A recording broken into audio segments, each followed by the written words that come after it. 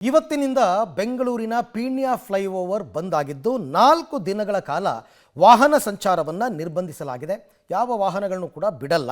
ತುಮಕೂರು ರಸ್ತೆಯ ಎರಡೂ ಬದಿಯಲ್ಲೂ ವಾಹನ ಸವಾರರಿಗೆ ಈಗ ಟ್ರಾಫಿಕ್ ಬಿಸಿ ತಟ್ಟಿದೆ. ಬೆಂಗಳೂರಿನ ಪ್ರಮುಖ ಸಂಪರ್ಕ ಸೇತುವೆಯಾಗಿರುವ ಪೀಣ್ಯ ಎಲಿವೇಟೆಡ್ ಫ್ಲೈಓವರ್ ಬಂದ್ ಆಗಿದೆ. ಇವತ್ತಿನಿಂದ ಮೇ 8ನೇ ತಾರೀಕಿನ ತನಕ ಫ್ಲೈಓವರ್ ವಾಹನ ಸಂಚಾರಕ್ಕೆ ನಿರ್ಬಂಧವನ್ನು ಹೇರಲಾಗಿದೆ. ಫ್ಲೈಓವರನ್ನು ಸಂಪೂರ್ಣವಾಗಿ ಬಂದ್ ಮಾಡಲಾಗಿದ್ದು, ಕಾರಣ ಏನು ಅಂತಂದರೆ ಇತ್ತೀಚೆಗೆ ಈ ಫ್ಲೈಓವರ್ನಲ್ಲಿ ನೂರಾರು ಕೇಬಲ್ಗಳನ್ನು ಅಳವಡಿಸಿದ್ರು. ಸೊ ಹಾಗಾಗಿ ಅಲ್ಲಿ ಲೋಡ್ ಟೆಸ್ಟಿಂಗನ್ನು ಮಾಡಬೇಕು. ಆ ಲೋಡ್ ಟೆಸ್ಟಿಂಗ್ ಮಾಡಬೇಕು ಅಂದರೆ ವಾಹನಗಳು ಯಾವುದು ಕೂಡ ಓಡಾಡಬಾರ್ದು. ಹಾಗಾಗಿ 4 ದಿನ ವಾಹನಗಳು ಓಡಾಟ ಇಲ್ಲ. ಫ್ಲೈಓವರ್ ಕೆಳಗಡೆ ಅದರಲ್ಲೂ ಪೀಕ್ ಅವರ್ಸಲ್ಲಿ ಟ್ರಾಫಿಕ್ ಜಾಮ್ ನಿಶ್ಚಿತ. ವರ್ಷ 6 ತಿಂಗಳು ಒಂದ್ಸಲ ರೋಡ್ ಟೆಸ್ಟಿಂಗ್ ಮಾಡ್ತಾನೆ ಇದ್ದಾನೆ.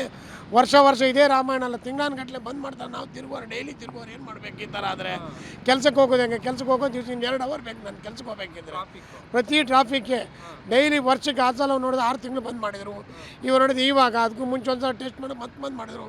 ವಾರದಲ್ಲಿ 2 ದಿನ ಬಂದ್ ಮಾಡ್ತಾರೆ. ಇದೇ ಥರ ಪದೇ ಮಾಡ್ತಾ ಇರ್ತಾರೆ. ತುಂಬ ಕಷ್ಟ ಆಗುತ್ತೆ, ತುಂಬ ಕಷ್ಟ. ನಮಗೆಲ್ಲ ಕೆಲ್ಸಕ್ಕೆ ಹೋಗ್ಲಿಕ್ಕೆ ತುಂಬ ಕಷ್ಟ ಆಗುತ್ತೆ. ಪರ್ಮನೆಂಟೇ ಬಂದ್